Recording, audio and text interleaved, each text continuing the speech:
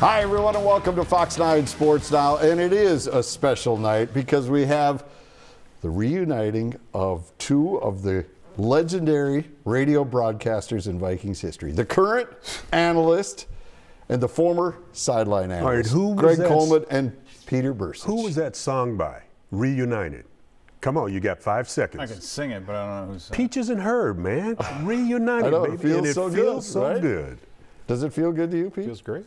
It's good to see Greg, man. We don't see him much. He's always down in Florida retiring. Yeah, if you call that retiring. Retiring stuff, right? Playing golf. A little of that. Some sun. Yes. Sleeping. Yes. I try calling him. He's in bed by 6 every day.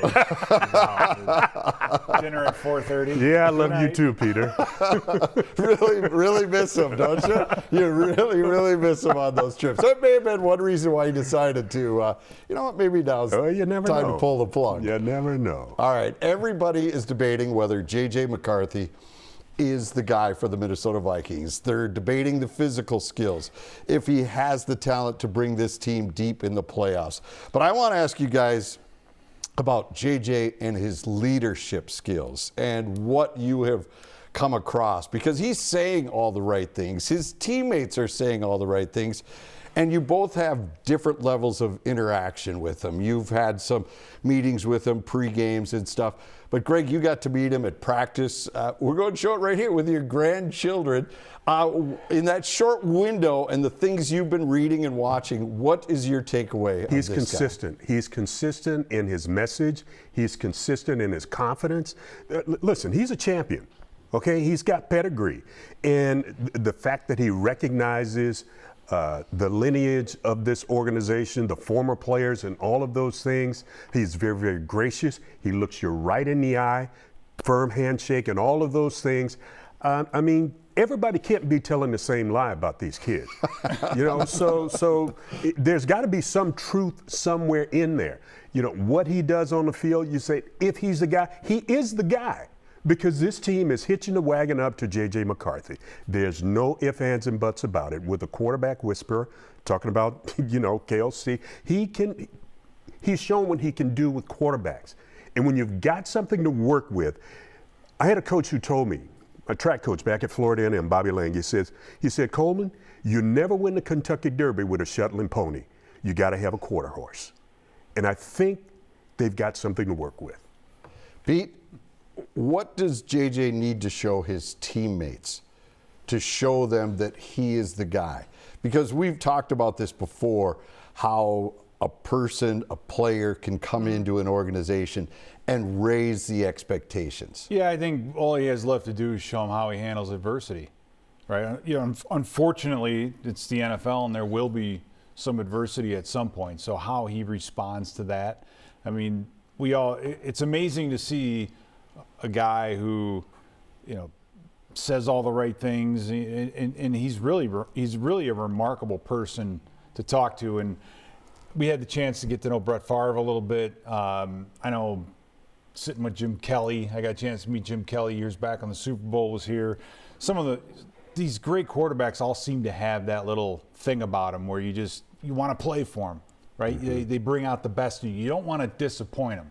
And that's kind of the peer pressure side of having a great locker room. Is I can disappoint my coaches. You know, it happens. You know, I can disappoint my parents. Done it a million times, but I will not disappoint my teammates.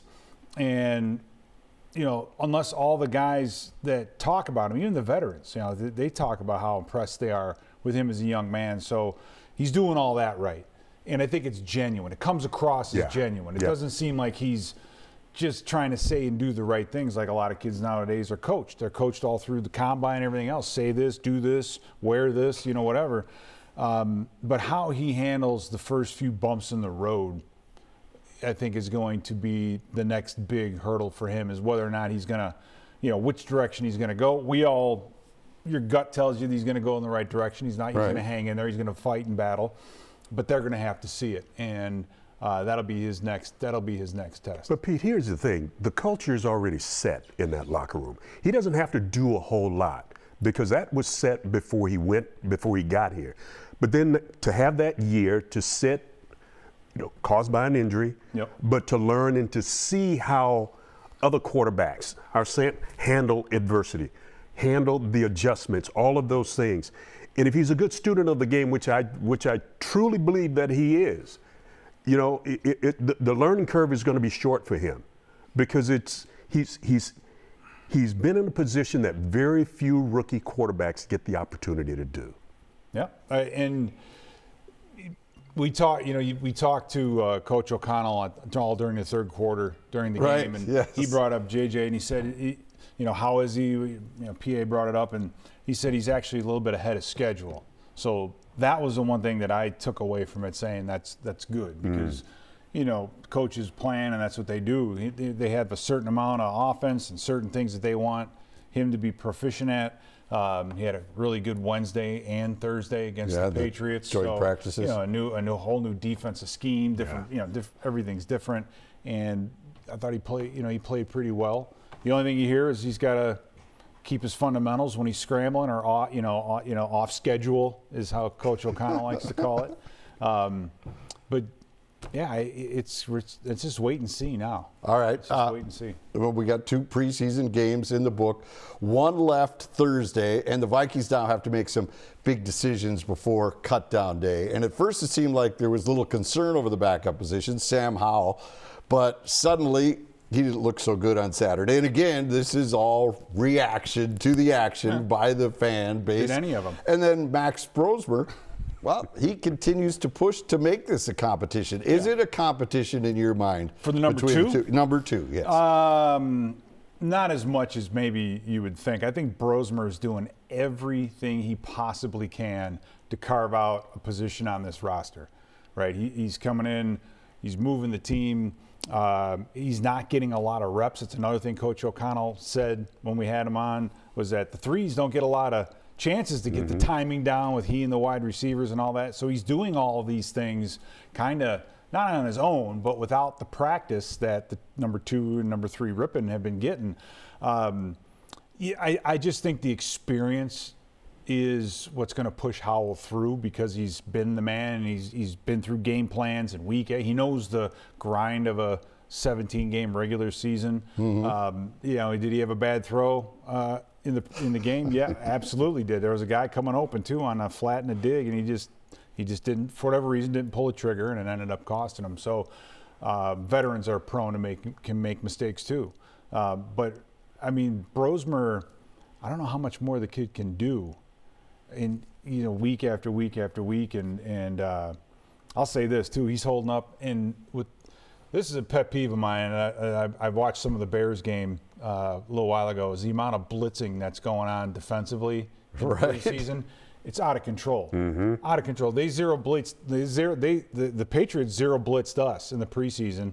We did it to them too later on. But it's such a short term trade for what should be a long-term gain, right? You're just trying to send guys, get a bunch of 2s and 3s to bust a protection and get a guy running free to the quarterback. It doesn't tell you anything about what the guys up front can do. This is the time where you install your base defense, base offense, and you make it real simple, and you say, can you beat the guy in front of you? Right. They just want to see the physical traits. Right. But for some reason, everyone's thinking that that they have to have a call sheet that's this big and zero blitz in the it just doesn't make any sense. And the whole thing with Vrabel, and I understand he had a rough couple days, and he goes out there with his ones, and that just messes the whole kind of the ending part of that whole practice, right?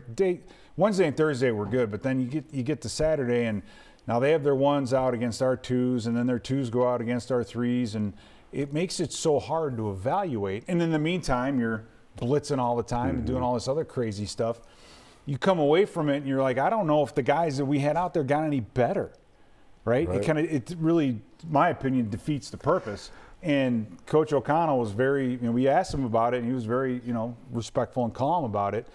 I think back in the day, that would have been a fist fight. Yeah. You go zero blitz somebody in the preseason, it's a fight. Yeah, but I think the rules of engagement are going to change, because I think, inter-squad competition during training camp is going to be the wave of the future. I don't think we're going back to, beating up your own guys for 3 or 4 weeks. I think eventually 2 of those preseason games are going to go to the regular season. You may wind up with 1.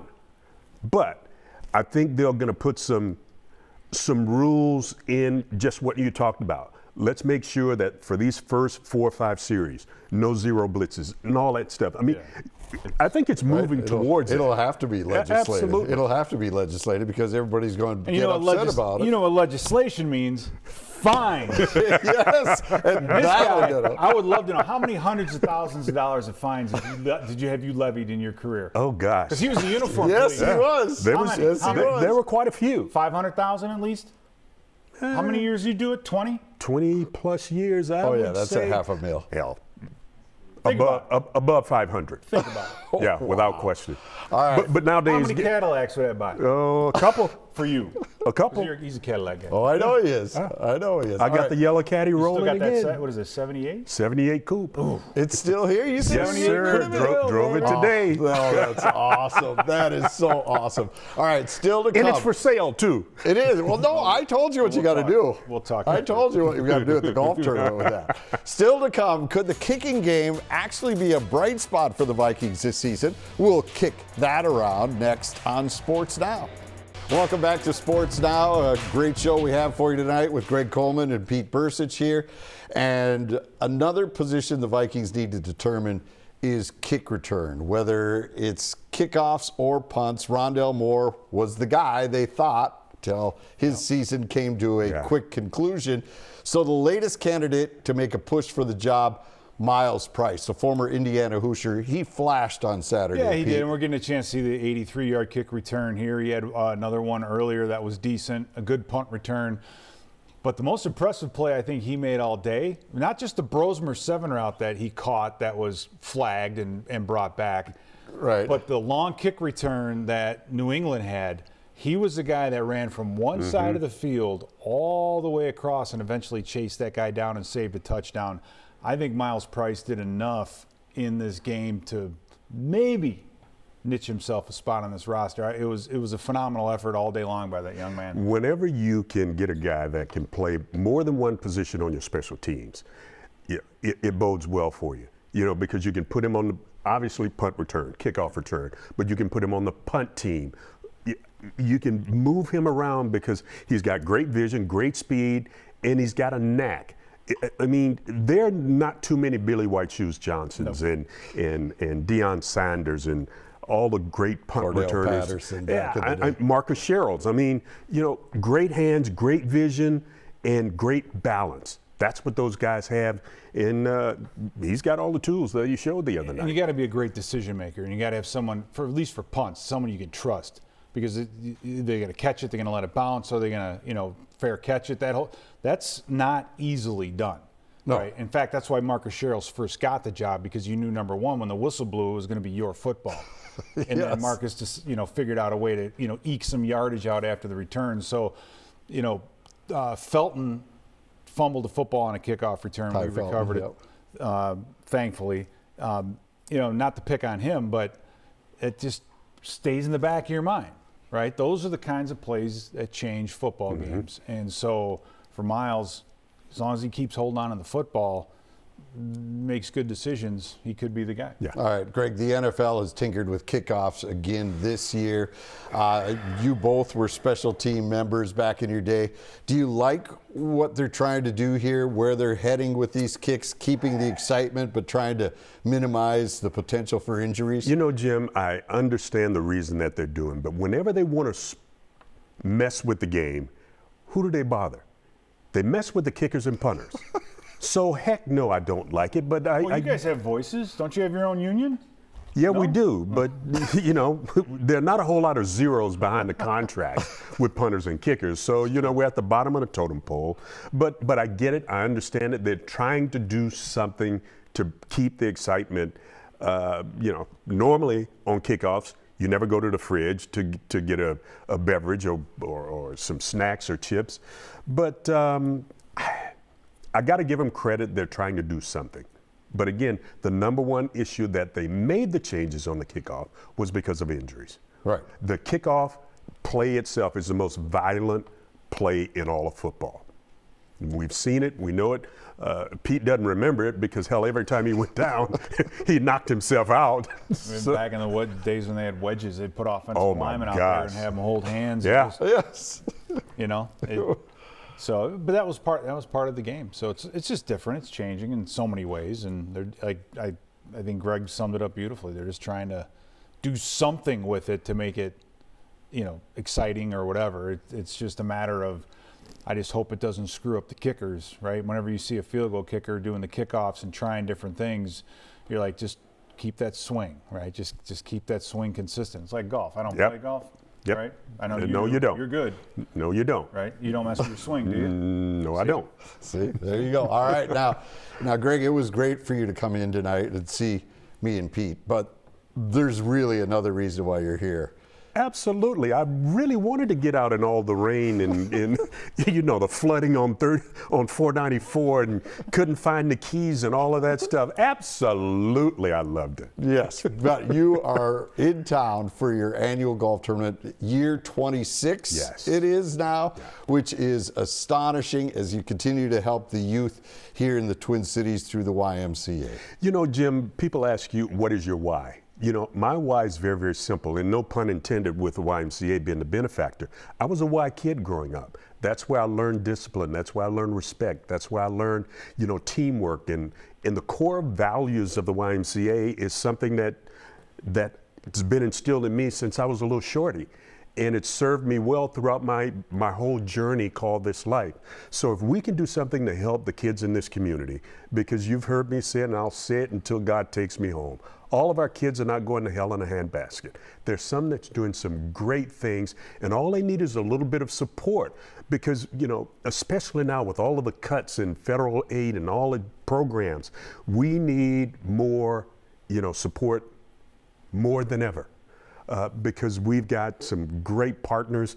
Steve Terry, TSR Injury Law, has been with us, founding partner, Delta and SICK Incorporated in the Minnesota Vikings, and so many other great partnerships that we have. And I don't call them sponsors, because a sponsor is somebody who can write a check and walk away. But a partner's with you through thick and thin, through hell and high water, and we've got some great ones. Yeah, well, here's the information if you'd like to help out. It's on Tuesday, and there's also a silent auction involved. You go to that website, you can jump into that. And Pete, for this to last 26 years, you've seen tournaments come and go. That shows how much Greg's tournament has been such a staple of this community. And some of the coolest things are the kids you helped some 20 years ago are now out there helping the next wave. Absolutely. They're part of the YMCA staff, and it's so amazing to think and to realize that your work has not been in vain, because these kids come back, and I remember you when you came to this camp, and I remember you saying this. That's what it's all about. Yeah, it's so cool. We're very happy that you continue to keep Minnesota in your heart and the youth of this area. Well, my kids are Y kids. They go to Y camps and all of those things, and maybe the great grandkids are going to, be Y kids. Who knows? The great grandkids. Yeah, they're coming soon, right? Yeah, sooner or later. All right, we got another quick break to go. Coming back, we'll talk about the Vikings defense and the defensive line and how this unit has continued to excel without even playing the stars. That's next here on Sports Now. Welcome back to Sports Now. Pete Bercich, Greg Coleman with us. And the strong suit of this Vikings defense was the front seven a year ago. And it seems to be even more. We haven't even seen the regulars really at all in the preseason, yet that line continues to get home. Yeah, we haven't seen much of Jonathan Allen and Javon Hargrave except for the Wednesday, Thursday, but that group up front, a lot of young depth, right? Tyrion Ingram-Dawkins, young guy from Georgia, he's been looking good. And then you got guys like Elijah Williams from Morgan State. Jonathan Harris has been around for a while, but he went to Lindenwood, right? Travis Bell, Kennesaw State. These guys, I think, fit the scheme very well. On the hoof, they may not be, your first and second round draft picks, 6'5" height, but they move really well. So they fit what Flores wants to do as far as the stunting goes, right?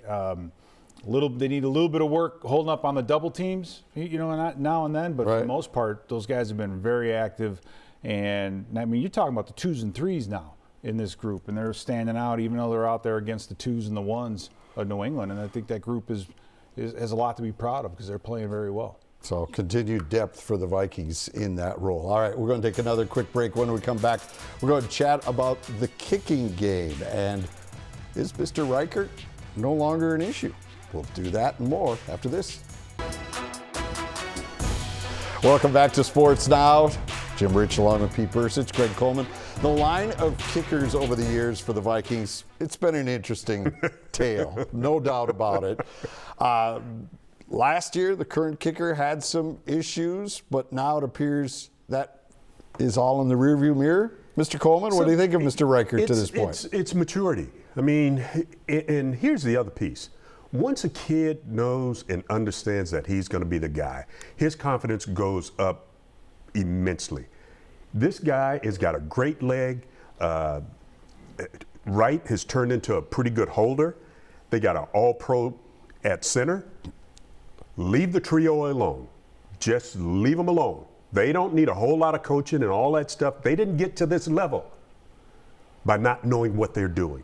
It's the little things, it's the tweaks, it's the management of kicks, making sure that they don't get too tired and all of that stuff. But you didn't get here with a whole lot of coaching and people in your ears and all of that stuff. Just leave them the heck alone. They're going to be fine. Shortest segment in sports. Anything else? No. Okay. No. Well, maybe if you needed more coaching, you'd have more zeros at the end of your paycheck. That's why I'm not a coach. Okay. Well, no, you could be a coach because you don't have to don't tell want them to anything. coach. That's a I don't want to perfect coach. job. I don't want to coach. All right, another quick break. Come back, chat the running game. Xavier Scott, will he be number 3? We'll see what Pete thinks next. Back to Sports Now. Greg Coleman, Pete Bercich, and let's talk a little bit about the running game and the Vikings' success this year. And the key is obviously to keep the pressure off JJ McCarthy as he makes this transition. Aaron Jones, no doubt the leader of the pack. Jordan Mason obviously is going to be a contributor. But the number 3 spot we all thought was Ty Chandler. But then someone named Mr. Scott has shown he can be a great Scott. Yeah, and Xavier Scott has done a really good job. He's a different kind of back, right? He's 220 pounds, has some good straight line speed. So when it comes to that third running back position, it's gonna, I think, come down to how good are you out of the backfield as a receiver. Okay. Screens and everything else, and then pass protection. Because if you recall, later in the season last year when there were some concerns with protecting the quarterback, we put C.J. Ham in there. And so either one of these guys can run routes and carry, they're tailbacks, they're not fullbacks. So that could be the deciding factor between the two. But right now, it's a hell of a competition. It's something that makes the preseason worth watching if you're that deep in the weeds on the Vikings and football. You got to understand, these guys go to work every day knowing that every single snap in practice, every single carry in a game, every single drill in practice is vital to whether or not they're going to stay and, get another year on the contract. Yeah, Pete, but the other thing is, too, you've got to be able to play special teams. Absolutely. There's no ifs, ands, and buts about it. That special teams has kept more marginal players around than any other position in all of sports, in all of football. Yep. That's true, no doubt about it. All right, we're going to take a All right, back on Sports Now, and I just want to thank you guys for coming in. Pete, you're obviously here all the time, but Greg, so great to see you again. I know I'll say it for Pete because I don't know if he'll say it, but of course we really love to see you here. I'll be back. I'll be back for 3 or 4 games, when I'm not calling games myself. I got back in the booth, learned from Pete, as the analyst for HBCU Go, calling some HBCU games. I'd love to see these kids, and some of our contemporaries are now coaching HBCU schools, so we'll make it work. All right, guys, thank you so much. Don't forget, Greg Coleman's tournament is Tuesday. Just Google it, Greg Coleman Golf Tournament. You can get in on the auction, get some great items, and do good for the community. We'll be back. Thank you. We'll see you next Sunday. Next up, Twins. There it is one more time. That's where you need to go to check out Greg's charity event. Guys, thank you so much. Thank you, Jimmy. Thanks for having us.